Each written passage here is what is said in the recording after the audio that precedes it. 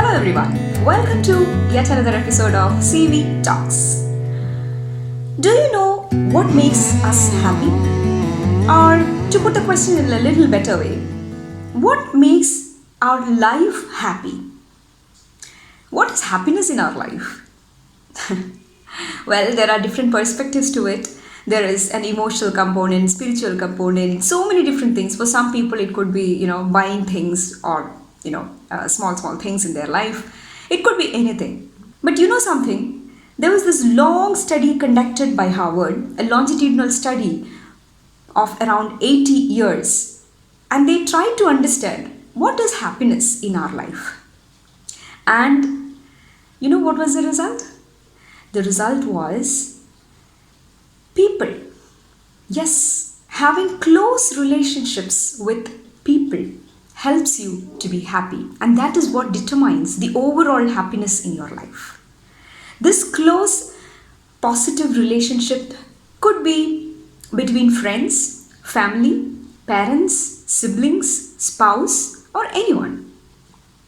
But having a positive, close relationship determines greatly the overall happiness in your life.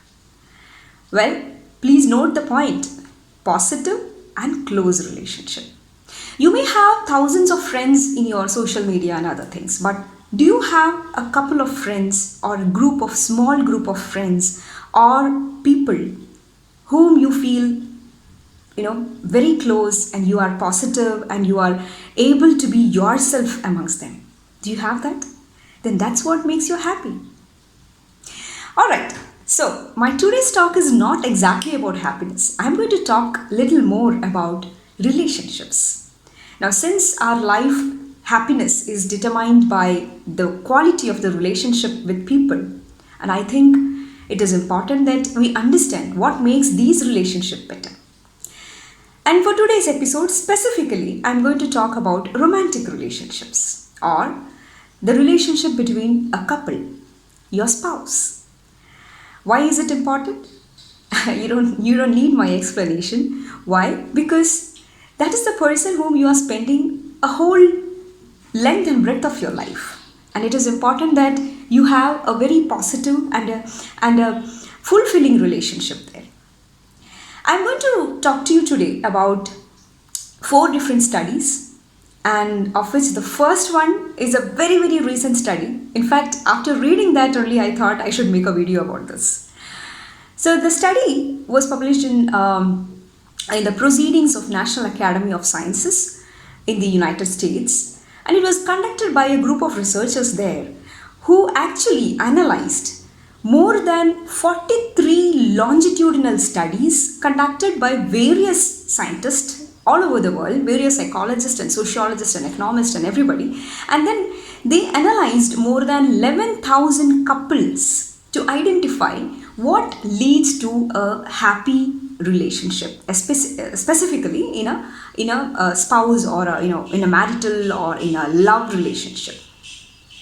There were more than hundreds of variables what they analyzed, including their political orientation, their family orientation, their emotional stability, their neuroticism, their conscientiousness, their value system. So many different variables were there.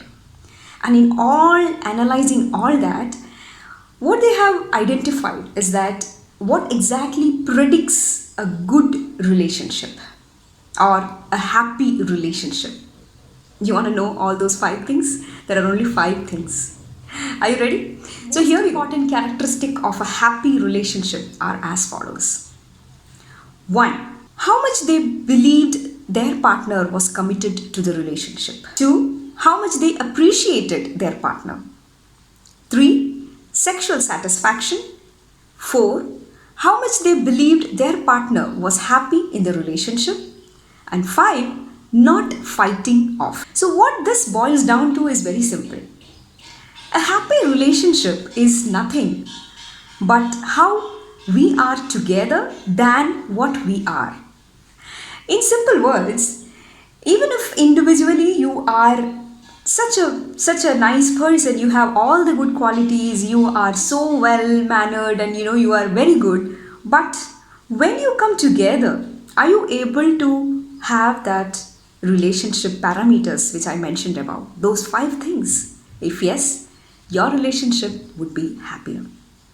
Individual characteristics, they found that many of the individual characteristics or personality traits, their orientation, many things did not actually predict the happy relationship. So now that we have what is a happy relationship, what makes a bad relationship? What actually kills a relationship? There was another study. In fact, he is a very, very renowned person in family and relationship studies. Professor John Gottman identified over a period of 40 years of research work 4 things that kill a relationship. Do you want to know that? Number 1, repeated criticism. Number 2, lots of expression of contempt like sarcasm. Number 3, being defensive. And number 4, stonewalling, or in other words, complete shutdown of communication. So now that we have both the happy relationship formula as well as the bad relationship formula, one quick suggestion that Professor Gottman gives is very simple. For any relationship to thrive, you need appreciation. If you can appreciate your spouse or your partner on a daily basis, there's nothing like it. That's a quick and easy mantra for surviving any relationship. Let me also share you a study conducted by Professor Sue Johnson, who is a clinical psychologist in US, in Ottawa. She identified that through her various cases, she identified one particular characteristic that actually helps in sticking together any relationship. And of course, you can connect it to what I said before. It is nothing other than what she calls as emotional responsiveness. It just simply means that you are emotionally available for the other person. In simple words, I'm there for you. That feeling that, okay, this person is there for me, whatever, that is what determines the quality of a relationship. So, my dear friends, just go back and see all the 5 characteristics of a happy relationship, as well as look at all the 4 killers of a good relationship, and think for yourself whether you are emotionally responsive, whether you have that emotional responsiveness to the needs of the other person. Now, when you hear the word emotional responsiveness, most of the people will think that, okay, it is the job of the woman. No, not exactly. Emotional responsiveness is a characteristic of both the genders, or any gender for that matter, be it even in a same-sex couple. Being there for each other emotionally is what determines the long-term survival of any relationship. Now, when you talk about survival and the journey of love, there's another interesting quote by John Gottman itself. He says that love is a journey, it is never a destination. You need to identify that love also undergoes various phases in your life. There is another article which I read by Linda Carroll. She is a family and relationship counselor, who talks about love cycles, the 5 stages of any love relationship. Stage 1 is called merge. Merging is when you actually come together, and it is all that good phase where you have the honeymoon period, where everything looks so beautiful, where you actually fall in love with someone. You have that infatuation. You accept and agree the person completely. So that phase is what we call as the first stage, which is a merge phase. The second phase is doubt and denial. In this phase, you actually come to reality. Most of the, immediately after the honeymoon period of the marriage comes to this phase, where you start understanding the differences between the people.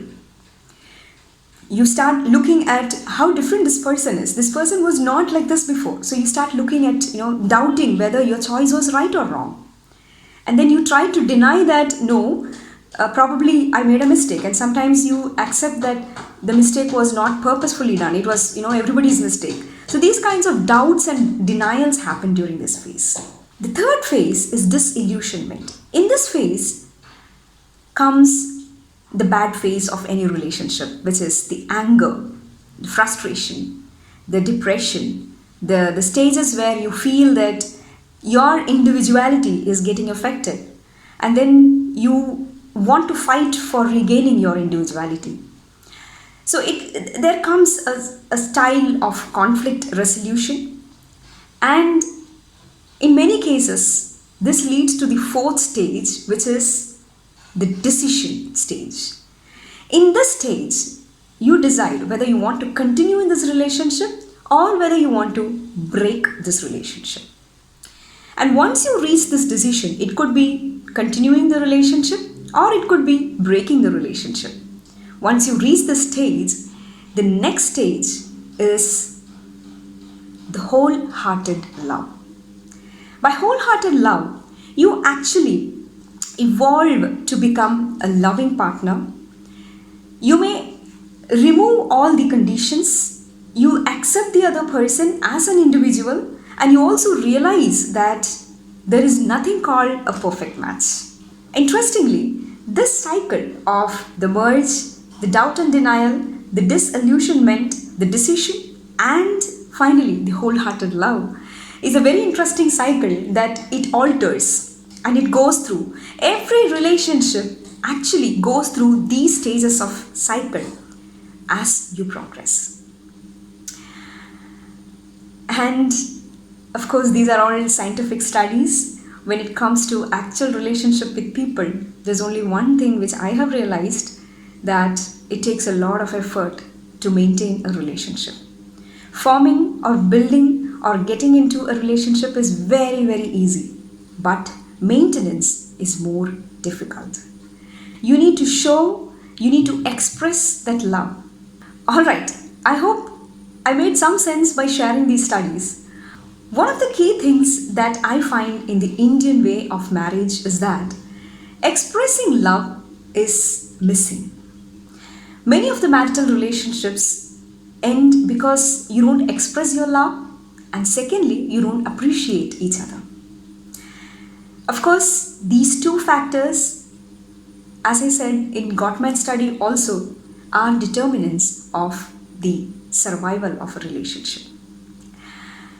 So, the next time you are entering into a marriage, or if you wish to continue and survive your marriage in a better manner, do consider all. I hope this video was helpful for you to understand the nuances of a happy relationship. Do subscribe to this channel if you liked it, and do share it to all couples out there. Bye!